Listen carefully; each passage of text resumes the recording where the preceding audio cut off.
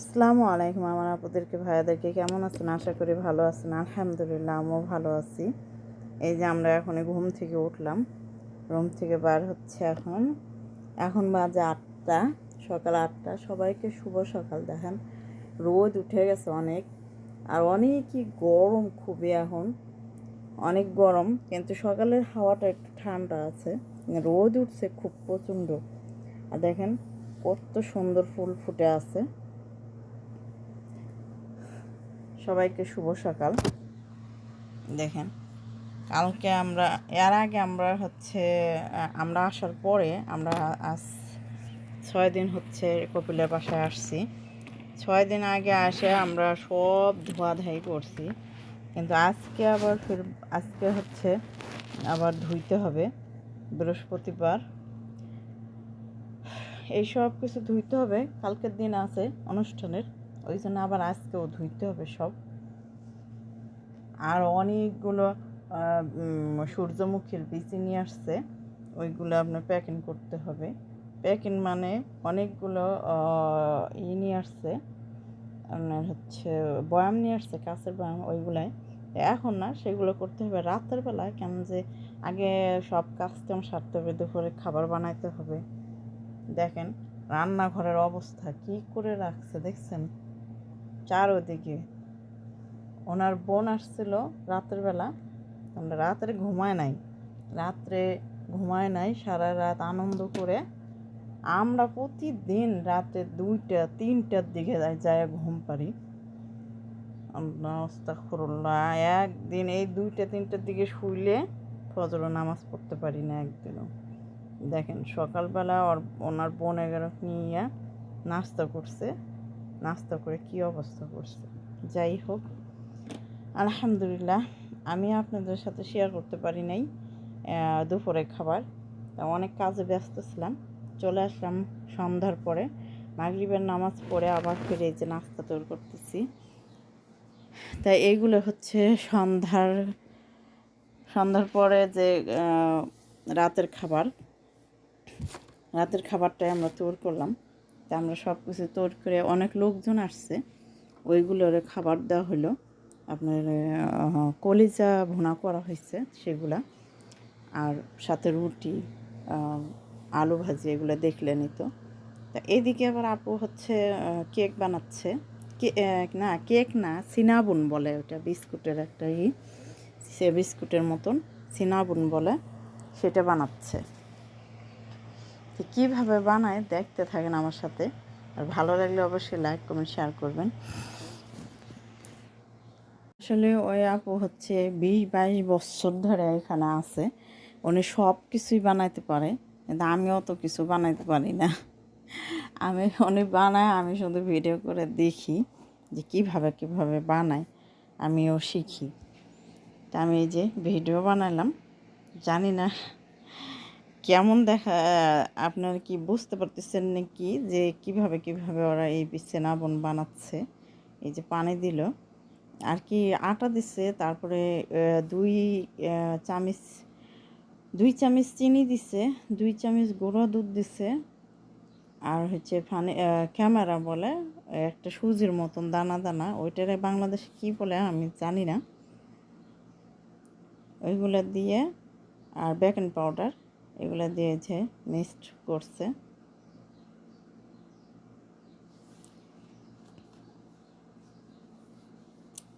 ছানে নিচ্ছে এখন, দেখেন অনেক সুন্দর করে। ও তেল দিছে, 1/2 কাপের মতন তেল।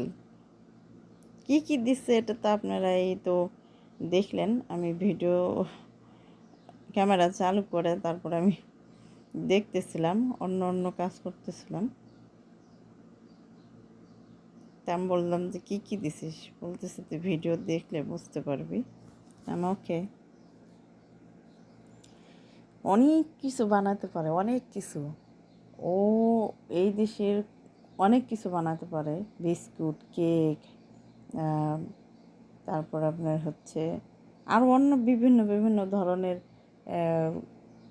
জিনিস বানায়ও, অনেক কিছু। তা যাই হোক, আসলে কি বলবো, আপনার আমার ভিডিওগুলো দেখে, আমি তো ব্লগ ভিডিও বানাই তাই না, সবাই দেখে জানে। যখন আমি ভিডিও বানাতে পারি না তখন হয়তো আমি কথাবার্তা বলি, কিন্তু অনেক মানুষের কমেন্ট এত খারাপ খারাপ কমেন্ট করে, তা বলার মতো না। আমি জীবনেও ভাবি নাই যে এই ইউটিউব চ্যানেলে যদি আমি ইউটিউবটা খুলি তাহলে হয়তো মানুষের নানান ধরনের কথা শুনবো, এরকম কখনোই আমি ভাবি নাই। আর নানান ধরনের মন্তব্য করবে তারা। অনেক, আসলে অনেক মেয়েরাও এরকম মন্তব্য করে, অনেক ছেলেরা, তো ছেলেদের কথা আর কী বলবো, অনেক ছেলেরাও এরকম কথা বলে। কিন্তু আমাকে কয়েকটা ছেলে আসলে, যার মন যেমন সে তেমনই ব্যবহার করে, তেমনই কথা বলে, যার হৃদয়ে যেমন ধারণা সেটাই তার মুখ দিয়ে বার হয়। কেন যে যে যেমন যার ভিতর তেমনটাই দেখে তেমনটাই বলে, এটাই স্বাভাবিক। আমি কথাগুলো বলতে চাই না। আমি আমি আমি আমি আমি অনেকের ভিডিও দেখি, আবার অনেকের কথাগুলোও আমি শুনি, কিন্তু সব ইউটিউবদেরকেই এরকম অনেক নেগেটিভ কথা বলে, পজিটিভ কথাও বলে সবাই। অনেকে ভালো, অনেকে খারাপ, অনেক ধরনের কথাবার্তা বলে, কিন্তু খারাপ কথাগুলো যখন শুনি তখন মনে হয় যে কেন যে ইউটিউব চ্যানেল, ইউটিউবের ভেতরে আমি ঢুকলাম। ইউটিউবের ভেতরে না ঢুকলে মানুষের এত রূপ, এত কথা, কার মনে কেমন কথা, কে কেমন কথা বলতে পারে, এগুলো জানতে পারতাম না। কিন্তু আমি এই যে মতন বলি ভিডিওর মধ্যে যে আমি আমার আমার স্বামী আছে, আমার সন্তান আছে, আমার দুটো সন্তান আছে, আমার স্বামী এখনও আমাকে ডিভোর্স দেয়নি। যে ডিভোর্স দেয়নি সে তো এখনও আমার স্বামী আছে তাই না, সে যত অপরাধী হোক আর বা যেমনই হোক। আমাকে এক ভাই বলছে যে স্বামীর কথা কেন মানুষকে শোনান, মানুষের কথার জন্য আমাকে শোনাতে হয় কেন? যে একটা মেয়ে মানুষ কখনো ইচ্ছাগতভাবে, ভালো একজন মানুষ কখনো ইচ্ছাগতভাবে স্বামীর ঘর ছাড়ে না সন্তানদের নিয়ে এত কষ্ট করার জন্যে। কেন এই মানুষগুলো বোঝে না? আমি, শোনেন, আমি কেমন মানুষ জানেন? আমি কাউকে গাল পাততে পারি না। অনেকে আছে, অনেক ইউটিউবার বোন কন ভাই কন, যাকেই নেগেটিভ কথা বলবে তারা অনেক ধরনের কথা বলতে পারে, হয়তো রাগের কথা বলতে পারে, কেউ হয়তো খারাপ কথাও বলতে পারে, গালাগালিও করতে পারে। কিন্তু আমি ওই যে মানুষ বলে কুত্তার বাচ্চা, জানোয়ার বাচ্চা, এই সব মুখে আমার একদমই, আমার অভ্যাস নাই মানুষকে গালাগালি করার। আমার একটা ইচ্ছে কি, যে খারাপ কমেন্ট করবে তাকে যাতে শুধরাতে পারে, সে যাতে ভালো পথে আসতে পারে, এটাই আমি চেষ্টা করি। কিন্তু অনেক চেষ্টা করেও দেখলাম যে অনেক মানুষে সেই পথে আসবে না। আমার রসুল সাল্লাল্লাহু আলাইহি সাল্লাম কালেমার দাওয়াত দিতে যায় কত আঘাত, কত নির্যাতন, কত কিছু সহ্য করছে। আমি মনে করতাম যে আমার নবীকে এত গালি দিছে, এত সহ্য করছে, মারধর, এত কিছু সহ্য করছে, তাও কালেমার দাওয়াত দেওয়া ছাড়েনি। তা আমি এটাই চেষ্টা করতেছিলাম যে মানুষের ভিতরের নোংরামোটা যাতে ছাড়ে, নোংরামোটা যাতে ছেড়ে আল্লাহর পথে আসে, এটাই চেষ্টা করতেছিলাম।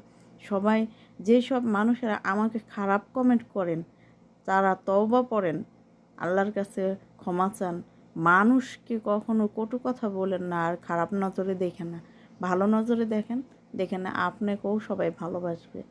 আর কালেমে পড়েন, কালেমে পড়ে তওবা পড়ে মুসলমান হন, খাঁটি মুসলমান হন, অন্তরটাকে পরিষ্কার করেন।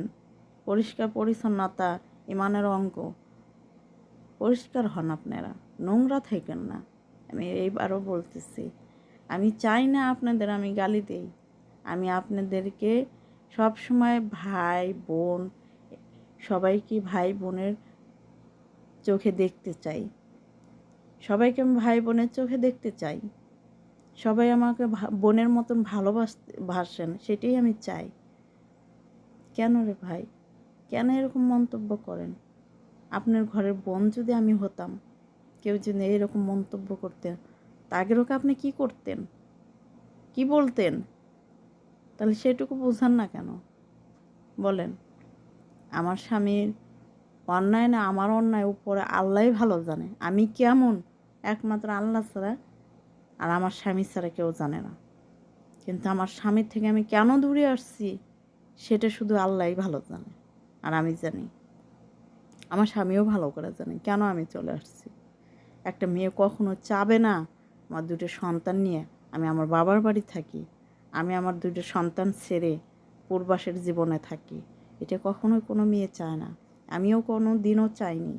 আমার খুবই ইচ্ছা ছিল আমার স্বামীর ঘরে থাকার, আমার স্বামীর খেজমত করার, আমার দুটো সন্তানকে আমার বুকের ভিতর নিয়ে বড় করার। সেই স্বপ্ন আমার পূরণ হতে দেয়নি আমার স্বামী। সে একে একে কত ভুল করছে, আপনারা যদি নিজ চোখে দেখতেন তাহলে বুঝতে পারতেন যে মেয়েটা কেন এত কষ্ট পাইছে, কেন বাবার বাড়ি দুটো মেয়ে নিয়েছে। কম স্বাদে আসেনি রে ভাই। স্বামীর কথা বললে দিন রাত শেষ হবে না, ঠিক আছে? আর ডিভোর্স দেয়নি, শয়তানের জন্য ডিভোর্স দিতে চায় না আমারে। কিন্তু আমি এবার বলছি যে বাংলাদেশে গেলে আমি ডিভোর্স দিয়ে দেবো। আমি বিয়ে শাদী করবো কি করবো না সেটা একান্তই ব্যাপার আমার, তাই না? আমি যদি একটা মানুষকে বিয়ে করে তার সংসারে যাই, সে কি আমার মেয়ে দুটাকে দেখবে? কেন বোঝেন না? এই দুনিয়াতে তার আপন বলতে কেউ না, আমি ছাড়া। তার বাবা থাকতেও নাই, বাবা কখনো খোঁজ খবর কিচ্ছু নিতে আসেনি কোনো দিন। এই যে 8 বছর ধরে আমি চলে আসছি, কোনো দিন আমার সন্তানকে একটা টাকা দিয়ে হেল্প করেনি, কোনো দিন এক সেট জামা কাপড় কিনে যায়নি, কোনো দিন একদিন চোখের দেখার জন্যে আমার বাবার বাড়িতে আসেনি। তো সে কেমন বাবা বলেন? হয়তো আমি ধৈর্য ধরে আসি সে ডিভোর্সটা দিক, কিন্তু না, সে ডিভোর্স দেবে না আমারে। ওর কথা আমি যে 100টা বিয়েও করি তোকে ডিভোর্স দেবো না। কেন? তুই 100টা বিয়ে করবো দেখে কি তোর ঘরে আমি পড়ে থাকবো? হ্যাঁ, অত্যাচারের একটা শেষ আছে, ঠিক আছে? হয়তো আমি সেটা সহ্য করতে পারিনি বিধায় আমি চলে আসছি, তাতে সমস্যা কি? আমার দোষে আমি আসছি না তা কার দোষে আসছি সেটা উপর আল্লাহই ভালো জানে। সেগুলো ঘাটাঘাটি আপনাদের করার কোনো দরকার নাই। কেন যে আমি ইউটিউব চালাই, আপনাদের আমার ভিডিও ভালো লাগলে আপনারা দেখবেন, না লাগলে দেখবেন না। আপনাদেরকে আমি জোর করি যে দেখেন কেন? দয়া করে আমার কথাগুলো যদি কষ্ট পান ক্ষমা করবেন আমায়। আমি কাউকে গালি দিতে চাই না, ভালো পথে আছেন, কালেমা পড়ে মুসলমান হন, খাঁটি মুসলমান হন, ঠিক আছে? মানুষের মনে কষ্ট দিয়েন না। যেটা যে না শুনতে পারে, যেটা না বুঝতে পারে, এই কিছু বলবেন না, ঠিক আছে? আমি ভিডিওটা আর বড় করব না, এ পর্যন্ত রাখছি। সবাই ভালো থাকবেন, সুস্থ থাকবেন, সবাই আমার পাশে থাকবেন। যদি আমার ভিডিওটি ভালো লাগে সবার, অবশ্যই দেখবেন। সবাই সুস্থ থাকেন, ভালো থাকেন। আল্লাহ হাফেজ। আসসালামু আলাইকুম ওয়া রাহমাতুল্লাহি ওয়া বারাকাতুহু।